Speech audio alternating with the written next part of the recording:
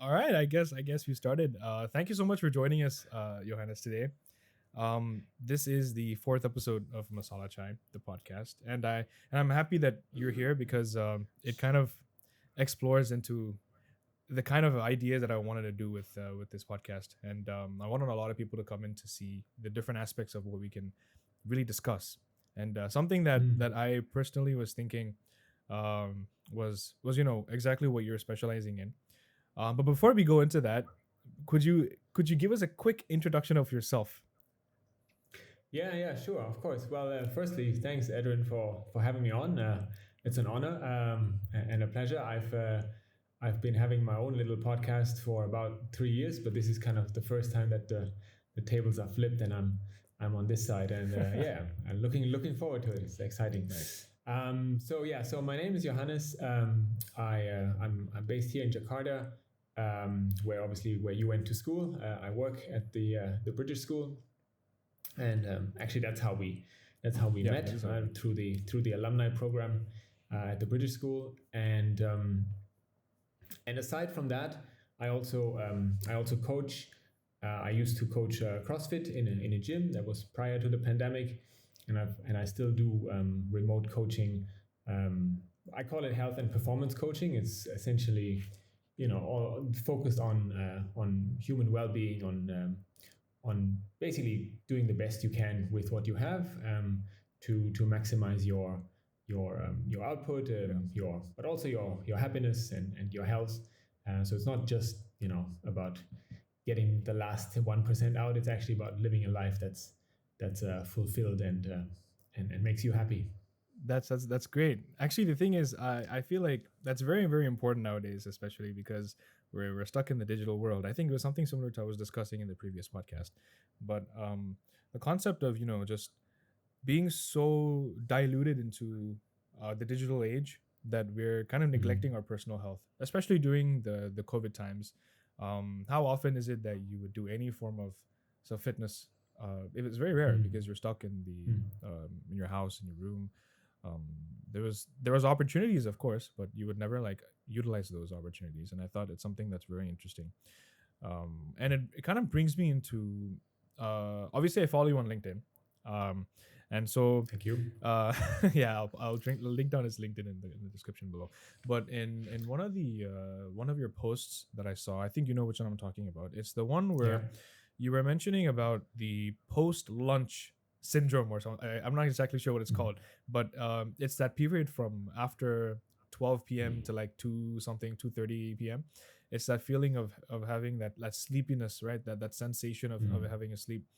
And then you recommended that you would go ahead and just walk around the block and get that sunlight in you. And I tried that out because I started having this issue when I was younger. I Mm. didn't, but suddenly after a certain point, I started to get this. After lunchtime, I used to get so sleepy. I couldn't really do anything. So I tried your technique out, and it actually worked. It was working very Mm. well. And I think I sent you a message on LinkedIn about that. Yeah. Yeah. Yeah. How did that come across? Like, why is that? How did you figure that out? Yeah, so I mean, it'd be a bit remiss to say that I figured this out, right? Sure. Yeah. That would be a bit exaggerated. But so essentially, and I don't know if there's a name. I just called it post lunch syndrome, Yeah. or post post food syndrome, so to say. It Mm. doesn't have to be lunch, right? Yeah. It's whenever you take True. a big meal, and essentially, I mean, what it is that you're kind of your as you take in food, your blood sugar goes up. All the carbs from the meal that you're taking in get converted into sugar and into glucose, and that makes your blood sugar rise, and then the body reacts, secretes insulin, and insulin helps to put that glucose away into the storage, into the muscle cells, into the fat cells. However, that insulin is still around, and maybe after after all the glucose that you've taken in Yeah. has been put away, insulin is still trying to put away more, and that's kind of when you see Ah. your Yeah. energy crashing.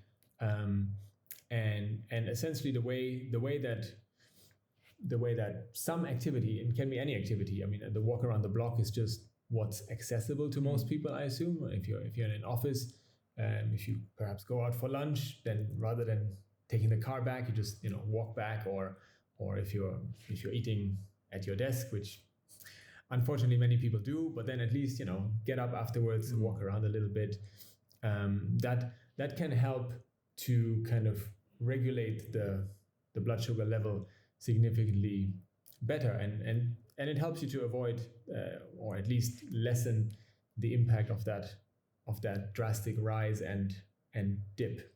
So you've been doing this. And yeah.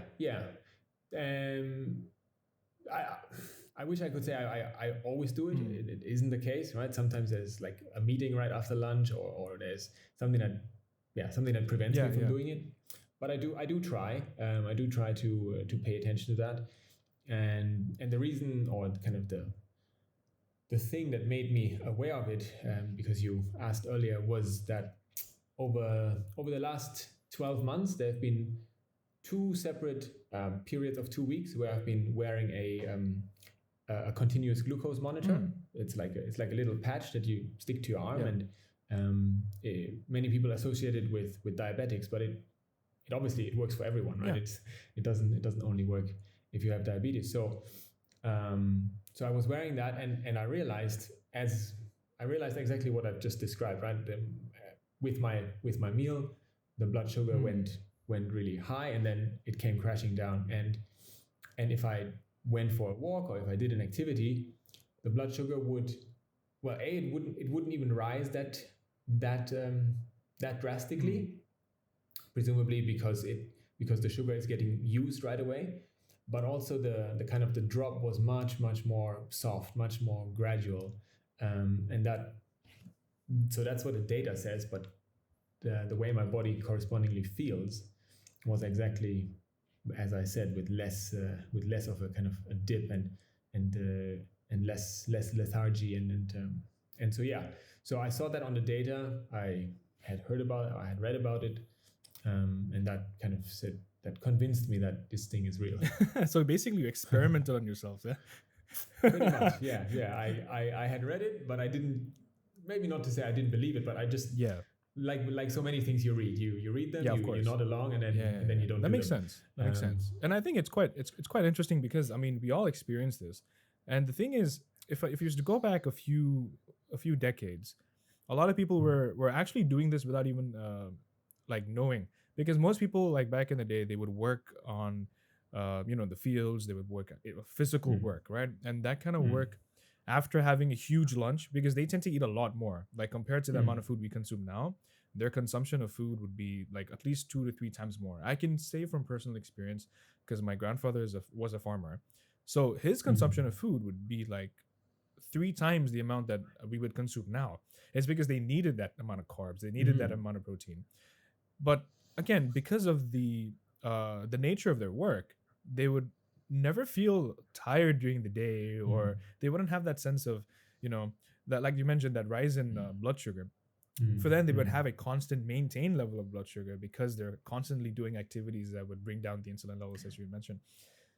So it's exactly, and as you are active, right, working on a construction site or on the field or whatever, you need to put energy in so that you can continuously expend energy, right? It's like, and if you don't, you'll also realize your performance dropping, and probably working on the field, there might be times where you don't have time to eat, or where you eat a little bit later, and you would have seen it. You would have seen it in your output, in your strength, in everything dropping as your energy, as your blood glucose goes down.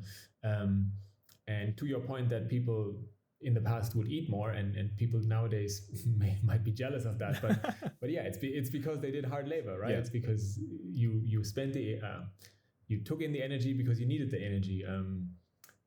This is funny, like, I don't even know if it's a fact, but I read that at the peak of Michael Phelps's training days, he used to consume 12,000 calories a day. Jesus, wow. But that's because he needed that energy, right? He was in the pool 6 hours a day. And people hear that and they're like, oh, I wish I could do that. Well, are you willing to do the other side of that? It's easy to eat, but have to work for it. Exactly. The other aspect that I was quite curious about is, of course, you would. So your argument is to work for the amount of food you would take in, right? And so to avoid that Mm. post sleep syndrome, sorry, that post lunch syndrome, essentially go for a walk.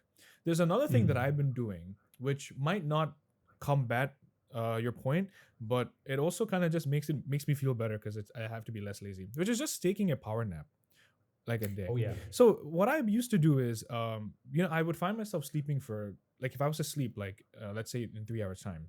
For me right now it's 11. So if I was to sleep like in one after lunch, if no moderation at all, I would wake up at 3 o'clock. Right? I would just because Mm. you would not like know how long you're sleeping, you would just sleep. But I started to moderate my sleep. I started off with an hour for like a week, and then I think I went down to 40 minutes. Then eventually I went down to like 20 to 15 minutes, and 15 minutes Mm. was just perfect for me.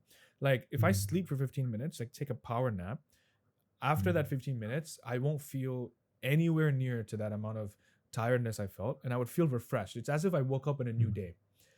Mm. So that refreshing sense came out for me, and that works just as well as me walking out, going out for a walk on the block. So now there's two conflicting things I could do. Is either the method that Mm. you mentioned, which I do Mm. once in a while if it's not too hot outside, Mm.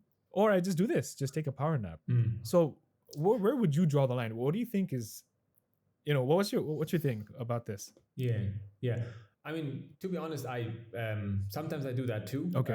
We're fortunate at BSJ that we have a room, a Okay. facility Yeah. that allows that allows for a power nap after lunch.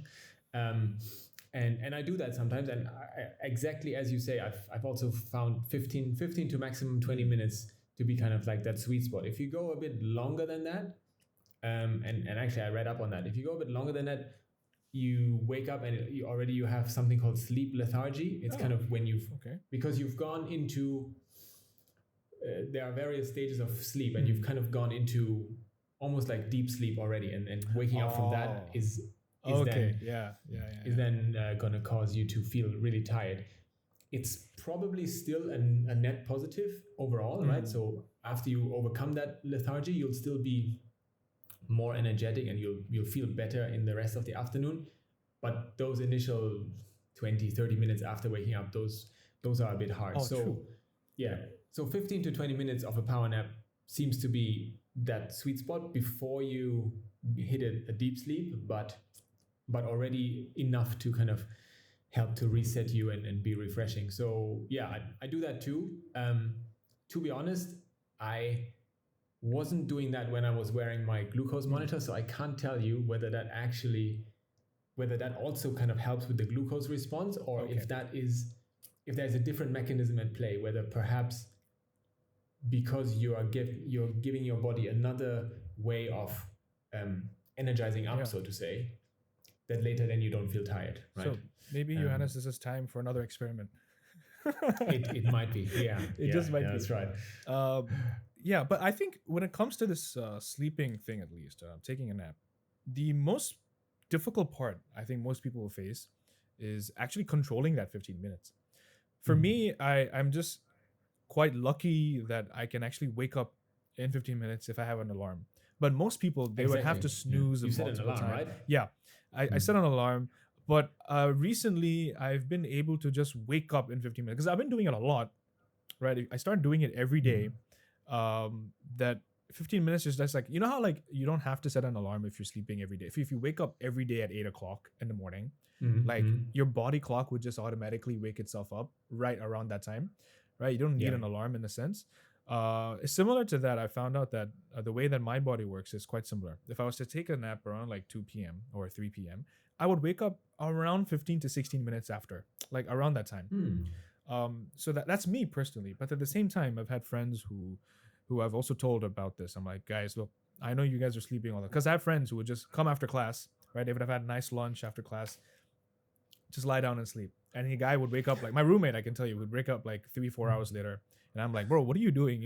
you should have been studying, right? Oh, I slept and I didn't realize. And I was like, okay, you should try this. And so Trying to do that, I found out that most people, or not most people, at least the people I've tried to engage with, have that issue with Mm. restricting themselves to that 15 minutes because they find it so easy. I don't know if it's like a mental block or if it's something physical, but they find it so easy to just, oh, it's just another 5 more minutes. Let me just keep sleeping. Yeah. But then that sleep, that extra 5 minutes, goes into what you mentioned, that sleep Mm. lethargicness, that Mm. the part where the body enters that deep sleep. Yeah, that brings a bit more of a problem because after waking up from that, there would be like a solid 15 to 20 minutes where you're like, Yeah. you know, that sort of the lethargicness comes in, and it might Yeah, as well just definitely. have slept.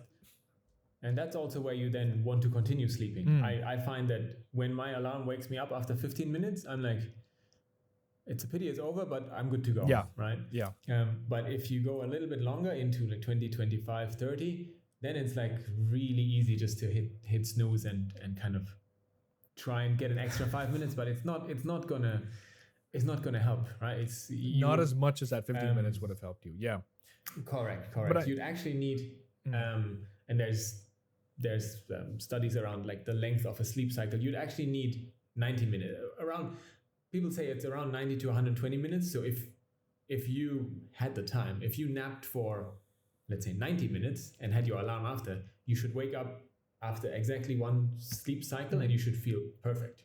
Oh, Um, interesting. but 90 but who's minutes. got 90 minutes? True, true. I Who's, mean, who does have? And I think the issue at hand is that no one has time anymore.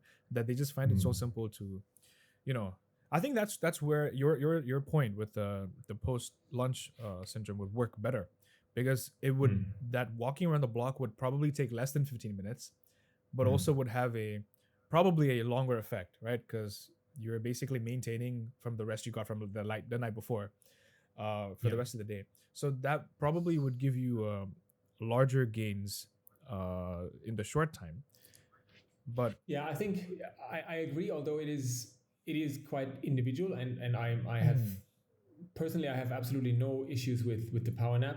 As I said, I do it myself. I don't look down on people who take a nap. Not at all. Not at all. I'm fully in support of it. So whatever works for you. If the 15-minute nap works better than going out, because if you, I mean, especially here in the tropics, you go out at lunchtime, you might be sweating, you might be uncomfortable in your office for the rest of the yeah. day after that.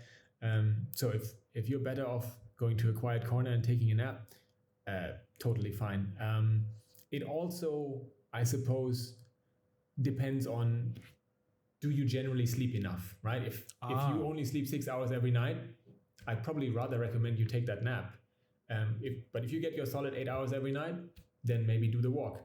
It really depends a little bit on that as so well. let's be a bit more realistic here, right? I think sleep is one of the most, obviously, is the most important thing out there, but Mm, on a realistic term, it's not ideal for anyone in this day and age to be able to get that 8 hours, right? Because assuming you're going out for work at like 6 o'clock or 7 o'clock in the morning, getting ready and out there, mm, but at the mm, same time, you have stuff to do until like 11 or 12. So what is that balance there? What do you recommend? Because I think for at least the large part, the audience for my podcast would be people around my mm, age, around that, mm, around the 18 to 30. That's at least in Singapore. Those are the people watching mm. my or listening to the podcast. So for these people in their young state of mind, what would you recommend? Is it 7 hours? Is it 8 hours? How do you maintain that? Generally, as far as I'm aware, studies show it should be 7 to 9 hours for adults, Mm, right? It should be somewhere between 7 to 9 hours. And the tricky part about that also is that it isn't it isn't 7 hours in bed. If you turn off your light at 11 and your alarm goes at 6, that doesn't mean you've actually slept 7 hours, right? mm. Once you and these things are omnipresent today in these days. But if you track your sleep, I do it with an Aura ring. Ah, You could use a Garmin or whatever. If you track your sleep for a while, you'll quickly realize you don't actually sleep as long as you think. Um, so that's the first thing, right? Even if you turn your lights off at 10 and wake up at 6, you probably didn't sleep 8 hours. That's kind of the first thing just to realize.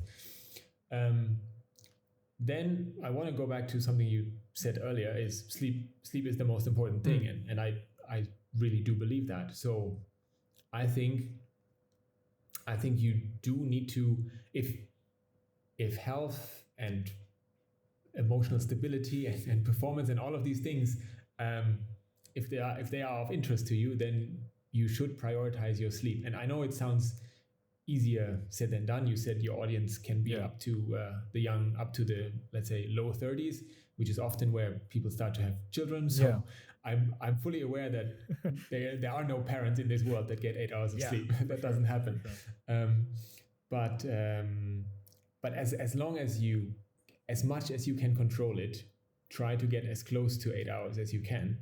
Um, and personally, for myself, I've realized that actually just in the last few weeks, that because I saw a TED talk about sleep and how 8 hours is like the magic number. Mm. So I've looked at my data, and I really thought, okay, I need to prioritize this more. I used to wake up at 5 a.m. Mm. to try and Yeah. do a bit of movement, a bit of like journaling and all these things. And now I've told myself, no, I really need to prioritize 8 hours of sleep. So now my alarm is as close to, or as late as I can make it, Yeah. which is 5:30. No, not that much better, but 5:30. And I also try to really have lights off by 9, Mm. which, if you add that up, that gives you 8.5. So you think, Yeah. yeah, it should be easily enough. But it doesn't always. Again, I track my sleep, and I don't always hit the 8 hours. However, since I've been doing that, which is now about 10 days, All right. I haven't had a coffee. I haven't had a coffee anymore. I get to work, and I don't feel like I need coffee. It's like, it's magic. It's really, it's like this thing with the glucose monitor. It's you read something, but then you actually do it on yourself, and it's eye opening. Wow. So Okay. so while in the past, when I slept, and I've always been someone who likes to sleep, so I've always been sleeping 7 hours, 7 hours 15 minutes, something like that, Okay. according to my data. But I would get to the office, and I would be like, okay, in order to get my brain going now, let's have a coffee. Then 2 hours later, get let's it. have another one, and then I can go. I'm the same. And now I agree. don't. Yeah, okay, so for me, I'll explain. I'll tell you what used to be the way we used to do in the army. So in the military, especially during the training phases, the first 4 months, they would like, it's a requirement because they take safety very important. So they definitely say, oh, you must have 7 hours of sleep. That's the Hmm. because that's the minimum that they'll give us. Like it's Oh, a that's standard. interesting. Okay. So they'll make us go to sleep, like force us to go to sleep at 10:30 and wake us up at 5:30 in the morning. So that's that guaranteed 7 hours still same. Um, and they try to not let us sleep in the middle, because they will say that that kind of goes against the because they have like some sort of plan that they never actually tell us what it is, right? But then they say, Yeah. oh, we have specialists who have figured this out, and they recommend that you sleep at 10:30, wake up at 5:30, because we do a lot of physical work the entire day. It's a lot of exercise, this training. I mean, it's the army, right? So there's a lot of that going on. But then you'll see that for the amount of work that you do, at the end of the day, that 7 hours is actually more than enough for us at least, and it worked. But then after that 4 months, coming back out, getting into a proper job, you will realize that there's no such thing as that 7 hours in the real world, right? That was just training phase. Like you're in a controlled environment. But now, because we had shifts from all over 24 hours, I spent a lot of days working. I literally only was working during 9 p.m. to 9 a.m. So I was awake the entire night because that was my shift. And I would see myself, because alternate days I would have to do the opposite. So first 2 days I would have to work 9 a.m. to 9 p.m. And then I have one day to reset my body clock. And then the next 2 days I would have to do 9 a.m. to 9 p.m. It's the exact opposite. And I found myself getting sick very often. Like Yeah. it was just not good at all. And this is exactly why, like, once I entered university, I found myself like I really strictly need to get that 6 to 7 hours of rest. And this is where, Man, okay. yeah, this is where I'm gonna ask you. 12-hour shifts, that's brutal. Yeah, it is. That's But they'll figure that they'll say something and they make Yeah. it sound like, oh, it's fine. It's there are some minute details where it makes it sound off as it's okay. But I mean, this is where I wanted to ask you an important question, because I often have this argument with my parents about this one, and with a lot of other people as well. So this is the tricky question. Here it goes. So the question is does it matter when you sleep and wake up, even if it's hitting that 8 hours? So does it matter if you sleep at 2 a.m. and wake up at 10, or if you sleep at 10 and wake up at 6, right? Does it matter even if you have that 8 hours? Or does the timing of which you go to sleep actually, like, does it actually do something? Mm. Mm. What do you think about that? From what I know, it matters, and not to the point um, where let's say sleeping later is worthless, Yeah. right? Not like that, but it matters there. And again, this comes back to data. If you look at for example, if you looked at sleep data, your own or just like a population, what they found is that the different sleep phases that I briefly touched on earlier. So there's like a light sleep, and then comes a phase 2 sleep, which I now forgot what it was. So phase 1, phase 2, then comes like deep sleep, and then comes the REM sleep, the one where you dream with the rapid eye movement. So these 4 sleep phases kind of circulate through a cycle of about 90 minutes. So you keep getting each of these. So let's say if you slept for 7.5 hours, you'd get 5 complete Cycles. Yeah. cycles of that sleep architecture. However, the distribution of these phases varies. The later into the night, or the earlier in the night, you have more deep sleep, and then the later in the night you have more of the REM sleep, which is why typically, if you remember dreams, it's typically from kind of just before you woke up. True. Right? It's not from the beginning of the night. So in that regard, going to sleep much later, 2 a.m. to 10 a.m. as in your example, the type of sleep that you get will be slightly different than what you would have gotten if it was 10 p.m. to 6 a.m. And different sleep phases obviously do different things to your brain, right? I mean, your brain is kind of regenerating during sleep. That's why you sleep.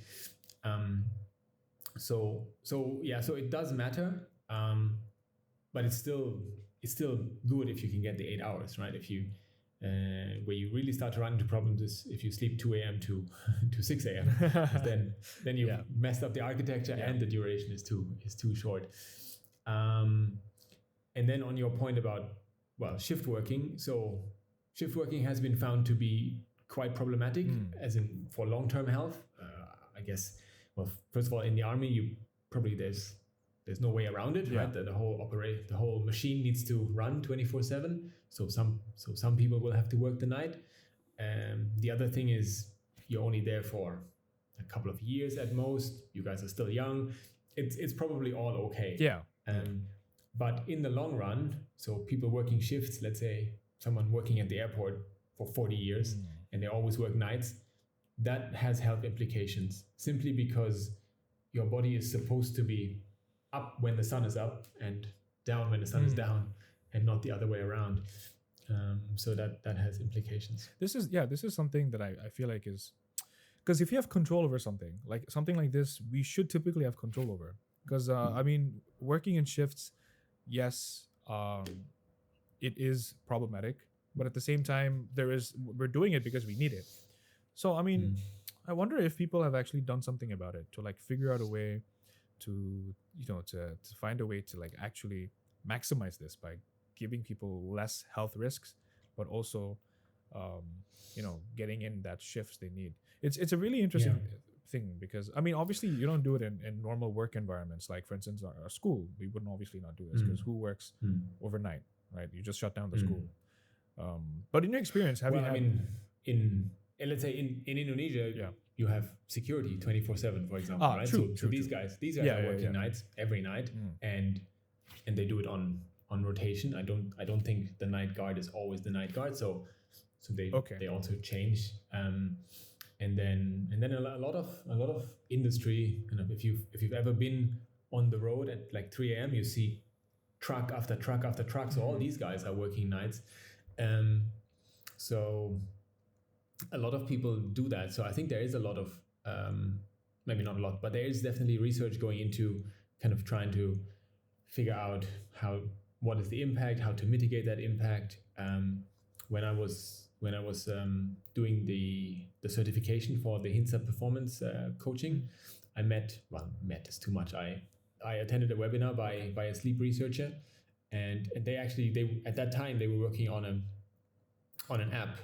They had one for managing jet lag. It's called Time Shifter. Interesting. Okay. And I think they have by now produced another one that is focusing on shift workers, and it basically kind of tries to help you to mitigate or to reduce the impact of or the negative impact of the shift work of not seeing the sun and basically getting up against your body's circadian rhythm and all these things.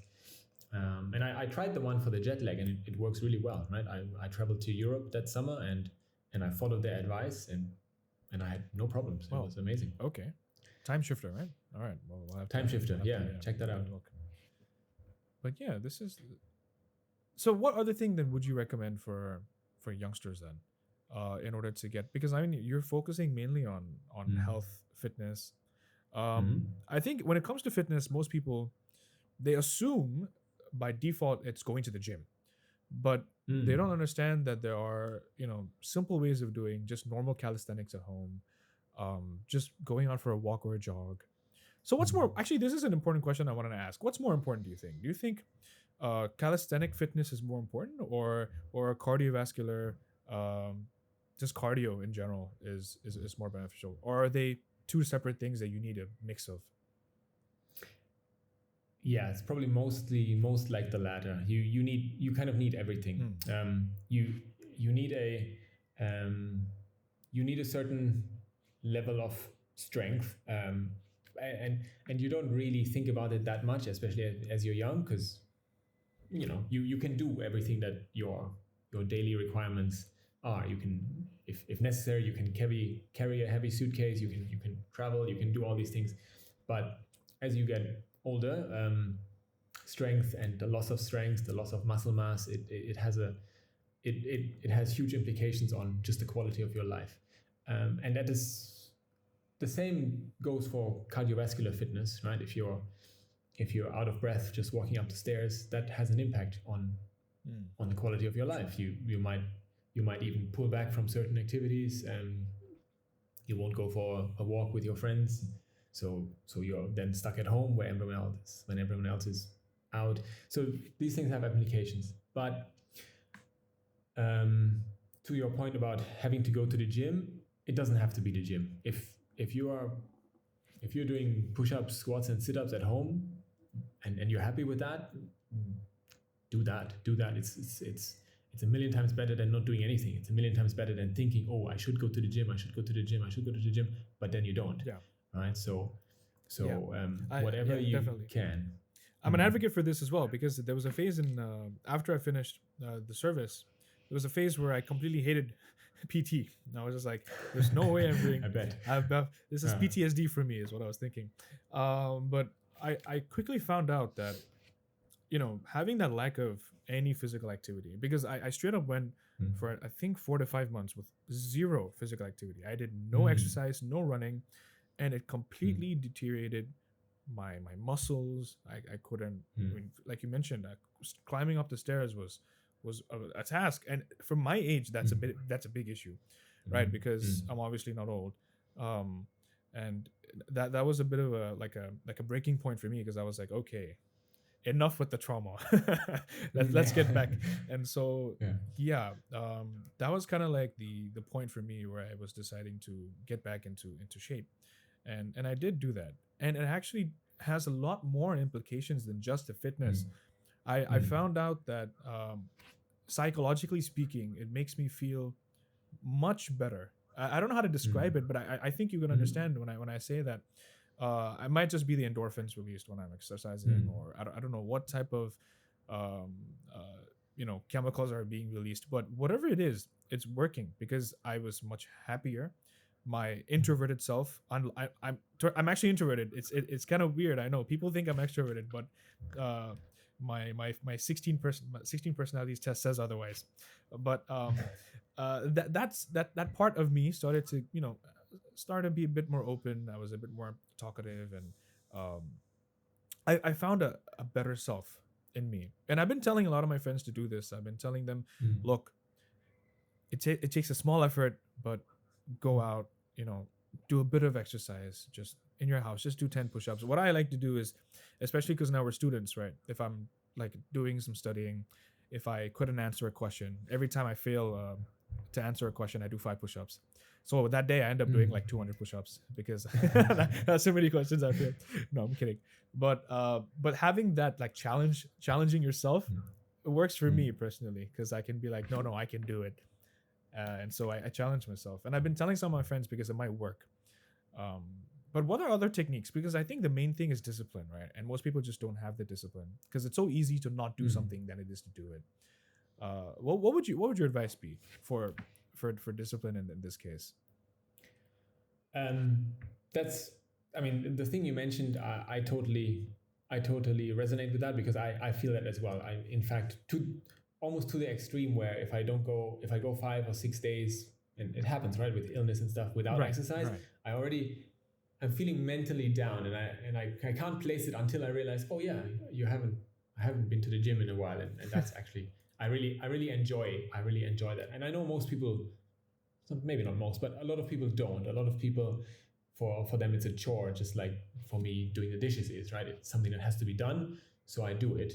Um, and for them, it's really about building that momentum, that to come to that point um, where you see, well, where you subjectively feel Yeah. the differences, and I'm talking about the differences to your emotional well-being, right? Not necessarily have you lost weight, or do you have a Okay. six pack now. Yeah, It's yeah, yeah. it's not about that. I mean, that takes significantly longer, depending on where you start from. So kind of to wait until that happens, yeah, I can see how you might lose your motivation along the way. But um, actually, there's an interesting book, and maybe you've read it, Atomic Habits, Yeah.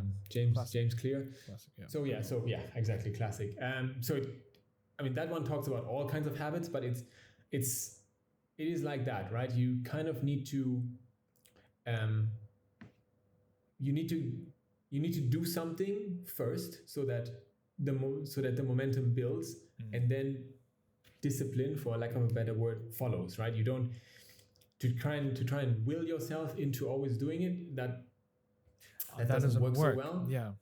It's more like the kind of, okay, I start, and by doing it, I'm, as he says in the book, I'm casting a vote for um for the for being a kind of person who does this, right? I Yeah. mean, I don't like exercise, but I am someone who goes for a walk, and you basically, you vote for that every day.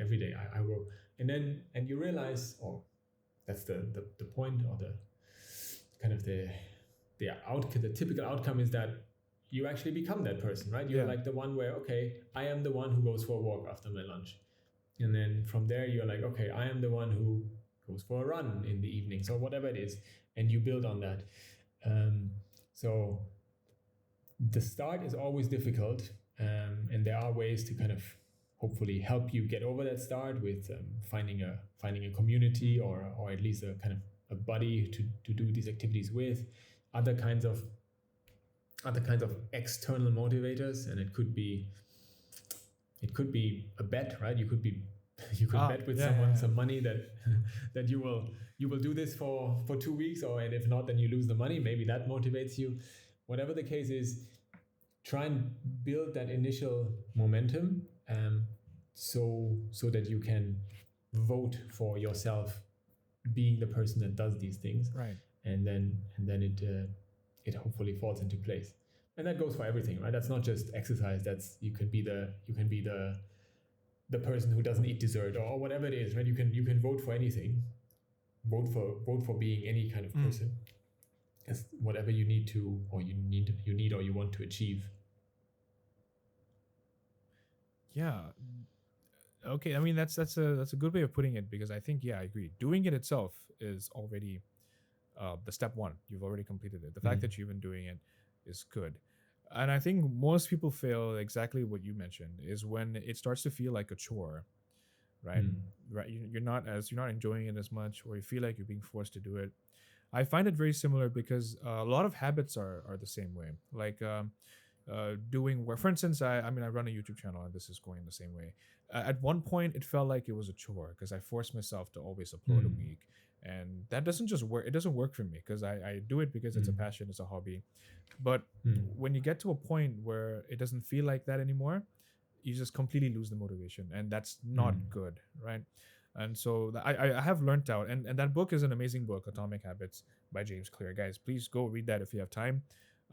It's an amazing book, and similar to the subtle art of not giving. I mean, the word itself, I don't Mhm. want to say it, but that's also another great book, because it's, again, it talks about these habits that you can build, successful habits that work, that have been proven to work, and in general are for the betterment of your well-being. And I agree with that, and I'm still starting to apply them in my life as well. um but yeah, yeah, thanks, Johannes. That was pretty good. What, anything Mm. else from your on your end, like a final say that you would like to put out a legacy on your journey here, and Masala Chai, to the audience. Well, yeah, I mean, thanks for having me, and thanks for kind of exploring all these ideas. And Yeah, for yeah, sure.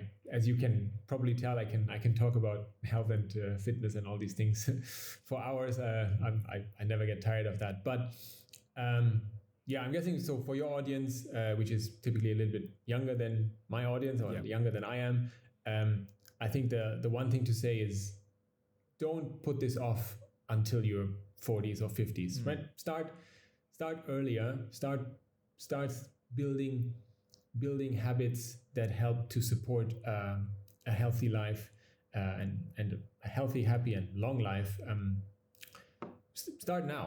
Whatever age you are, yeah. start now. And if that is going from 6 hours to sleeping 6.5 hours, do that, right? It's still, I'm not saying you all need to. Well, I am saying you should sleep 8 hours, but I know you maybe you can't. Yeah, yeah, so yeah, yeah, yeah. so do what you can.